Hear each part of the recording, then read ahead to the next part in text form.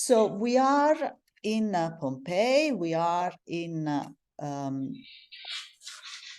sorry, my slide is not advancing. Here it is. We are here in this area that is marked there in red. We are immediately in proximity of the Forum of Pompeii. I hope you see my mouse. This area here, this is the Forum of the town. So we are in what was the old town, the old core, the Altstadt, and in a neighborhood, Regio 8, which was very, very close to the Forum, so very close to the heart, the political heart of Pompeii, but also very close to the Triangular Forum and the theater neighborhood. You see the house highlighted there, and what might become immediately apparent from that aerial view is that this house has quite a large garden. Indeed, it is one of the largest gardens that we have in private houses in Pompeii. I mentioned that it was first discovered during the reign of Queen Caroline Bonaparte, and the name was given to honor her when she went to visit the excavation and see this house. We have some early plans and drawing. For example, here you see the French architect François Mazois, who visited Pompeii, and a lot of documentation, important documentation for us, because many of these things excavated very early on in the history of Pompeian archaeology have then disappeared when it comes especially to fresco, things like that. So in this view on the left, is the atrium of the house, which still had, at the moment of the discovery, a lot of wall paintings wonderfully preserved. You might notice in the foreground, the pillar there with this vegetative motif. And on the right is a plan that Mazois made of the house only because at this point, at this stage, the garden part had not yet been dug out of the volcanic material, all the lapilli that were covering it.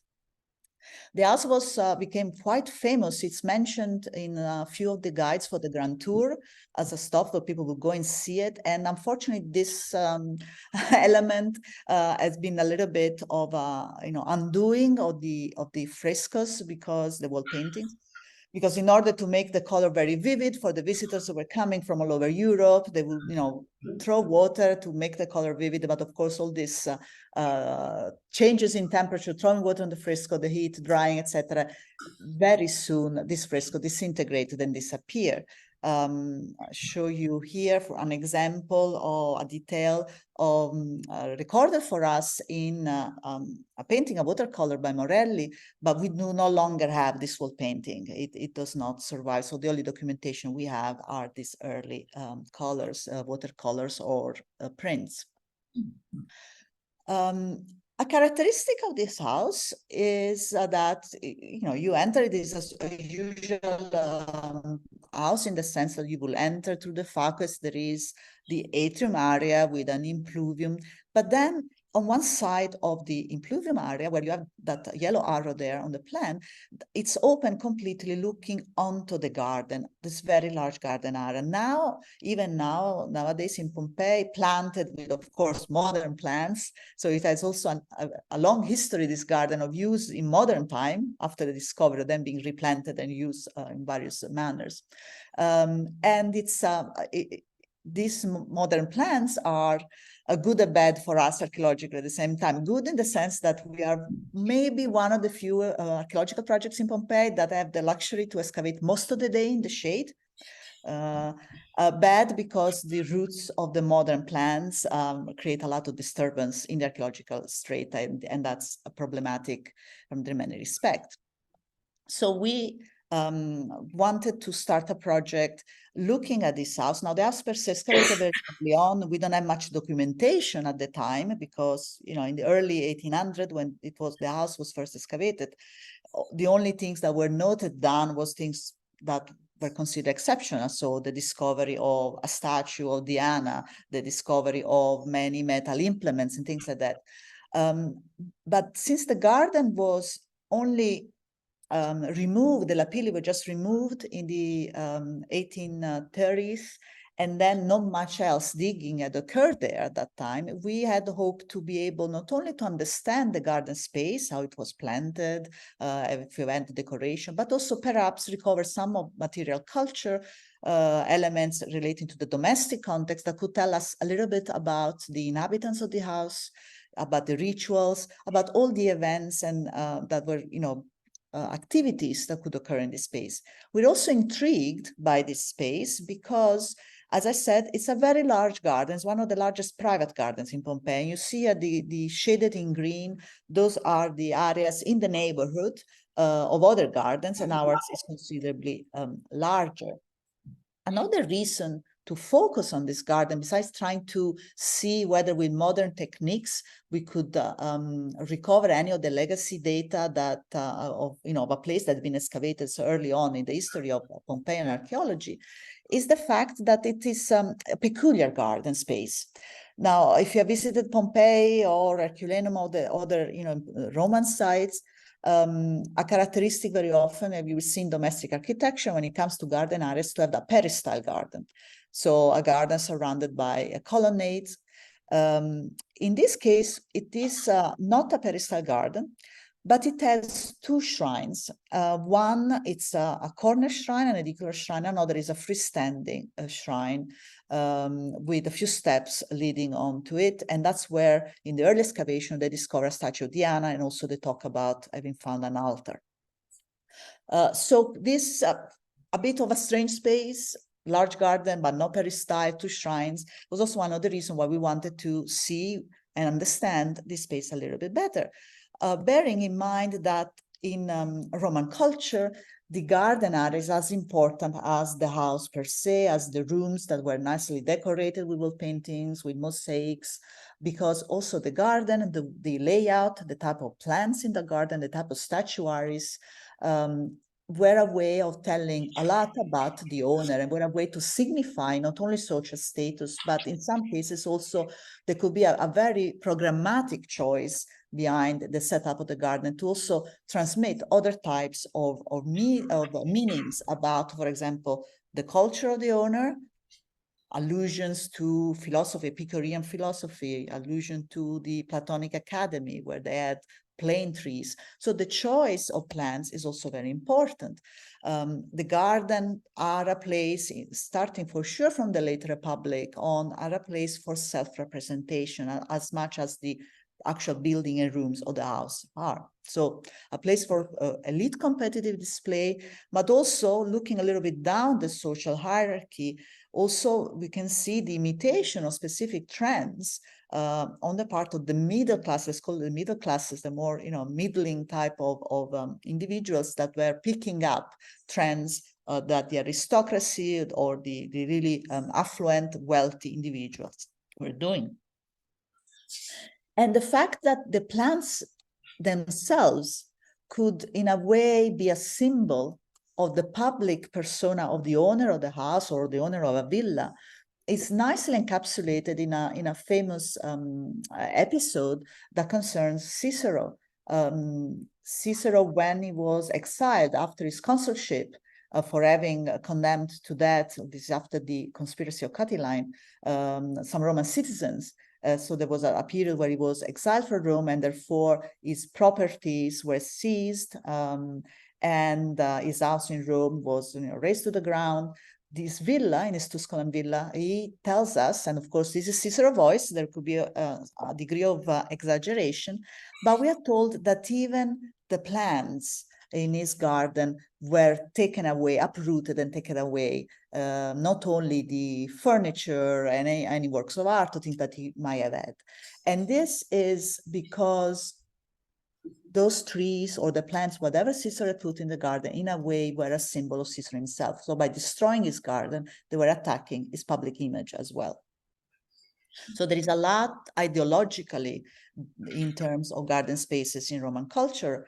And just to give you a nice example, if we think even how this transpires, moves into the funerary context, where garden becomes not only, we could have gardens attached to tombs, not only a place, a nice place, for example, to have the commemoration during the various festivals dedicated to the dead, where people, family members could gather, have a meal, but also in very inscription, like in his epitaph of the late 1st century BC, where we see that it is referred about the tomb, and symbolically there's an allegory. This tomb is the farm estate, is the fundus.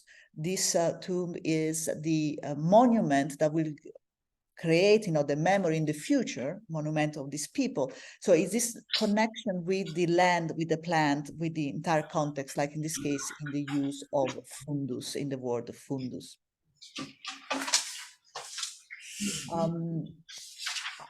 Another note important to bear in mind when thinking about Roman gardens is also how this were very close connected with Roman expansion and military conquest.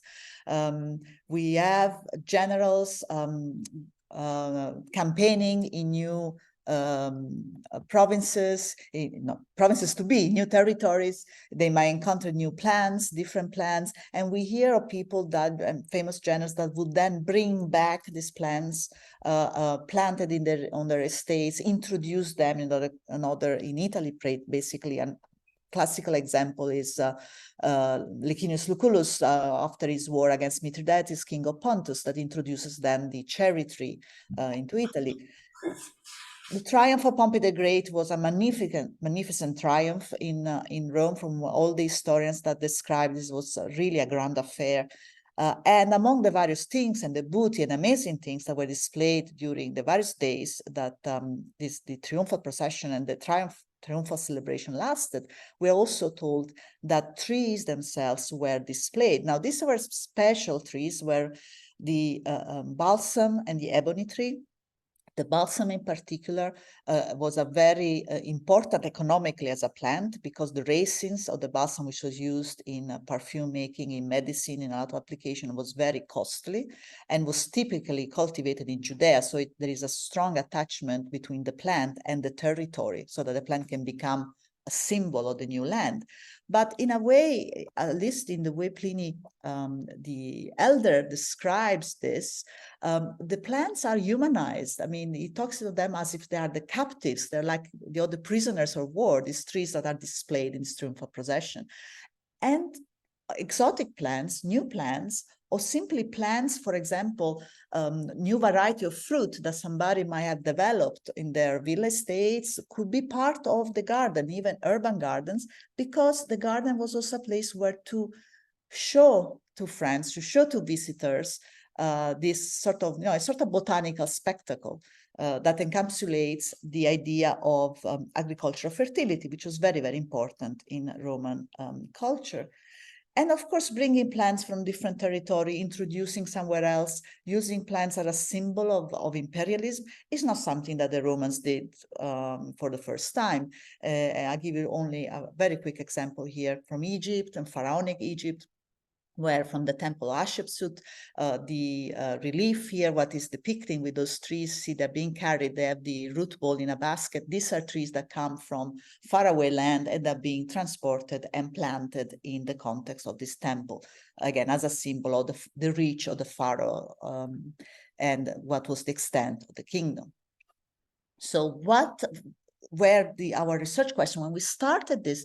Well, besides, as I said, trying to see whether we could recover any of the legacy data of this house excavated so early, but we really wanted to look at the garden also as a place, not only the space for social performance, the banquets, ritual performance, because gardens were places for religious worship and sacrifices, but also is the garden space themselves, as in archaeology in recent years, there was a material turn. There has been a lot of thinking about how an object can, in a way, influence the way you behave, the way you use the object, depending on the shape of the object, the size, a lot of things, or the shape of a house, the plan of a house. In the same way, a garden, can that have constraints, affordances on the behavior of the people who were been in this garden, all of them, not just the wealthy owner and his guest, but also, for example, the slaves, who very likely the slave gardener who would have taken place at this place.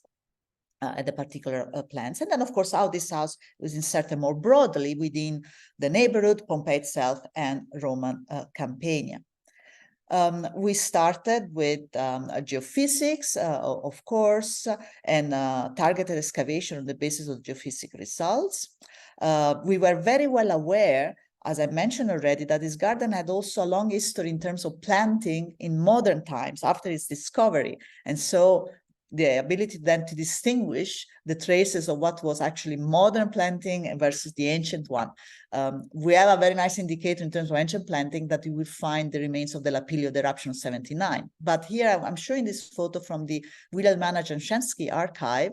It's from the 1960s, and in the background, all this overgrown area, which is the area of our house, atrium and garden, you may perhaps see vines growing there with a pergola.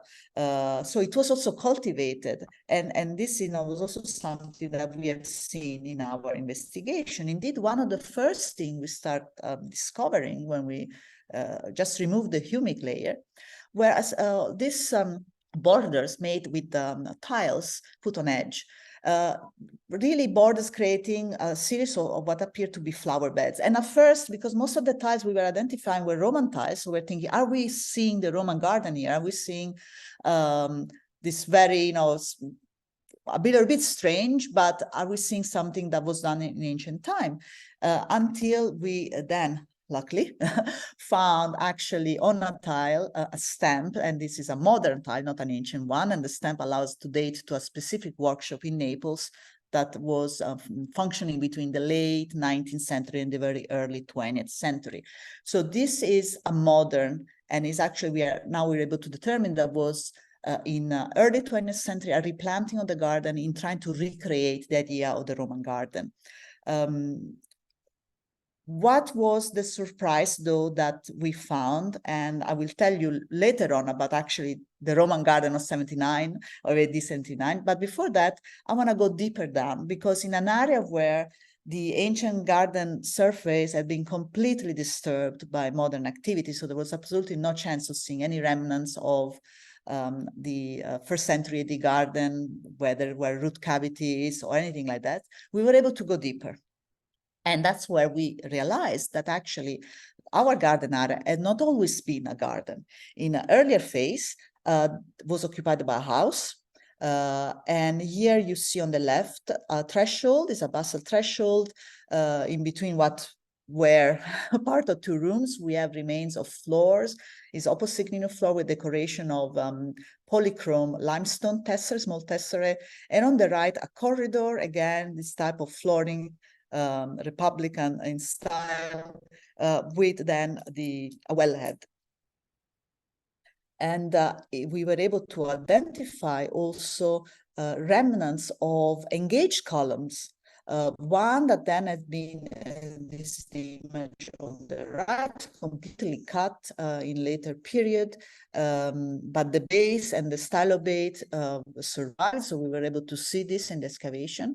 And then we realized, and it's amazing how you might have something under your eye for a very long time, but then only see details suddenly at a certain point one day. We realized that actually in the corner shrine, there is the remnants of another engaged column that was then later on completely incorporated into the corner shrine. And it's here, the remnants of that column is right here. So we had here the remains of a house that were dating around the 2nd century BC, which then must have had a phase in the early Augustan period, because we had some fragments of decoration, wall decoration, that are, in terms of date, point to that period. And clearly at a certain point, this house, and we also identified in the perimeter wall of the garden, doorway that had been blocked at a certain point, walled in. So we were able to hypothesize that actually in this earlier phase, there was a narrow house oriented completely different from what is our later domus. And so the area there occupied by the yellow quadrangle. And that then only later on, at a certain point, this house, and presumably the neighboring one, were leveled, destroyed, and a garden was built on top. The stratigraphy is very, very visible. For example, in this trench that we opened in 2018, you can see the Cocciapesto, the Opposegninum floor with those decorations, those various polychrome limestone tester making the floor. And then there is quite a thick rubble layer. And then more sediment that is soil and I think in the drawing here, it's a little bit clearer. So what we have is the floors of the ancient house of the Hellenistic period, the Samnite period, or Republican period, whatever we want to call it, the 2nd century BC house. At a certain point, this the entire area was leveled with a rubble fill. And in this rubble, we find a lot of construction material. Is fragment of wall paintings. There is fragments of molded stucco decoration from ceilings. There is pieces of wall. There is a lot of tiles, and of course, pottery. And then on top of this rubble fill that leveled the entire area, the soil for the garden, the 79 AD garden was laid and prepared. In terms of when did this happen? So how do we, envisage the chronology of this? Well, at the moment, and of course archaeology can always change things, but at the moment, in terms of the material that we can date that came out of all this rubble level, the latest one that we have are Neronian in date. For example, this fragment of an amphora addressed to Fora, a wine amphora of Campanian production. So it is consistent, therefore, the dating of this rubble with the earthquake of 62, of AD 62. So our working hypothesis that the house was seriously damaged in the earthquake, that somebody managed to acquire perhaps to neighboring property and decided to create a very large garden and leveled everything by using, partly the structure, partly knocking down whatever was left standing after the earthquake, raise the level, and then create a new surface for the garden area. I'm showing you here the names of the teams and all the various tanks, because this is for me the reminder to ask Bob to stop recording so that I can move on to the rest of the talk.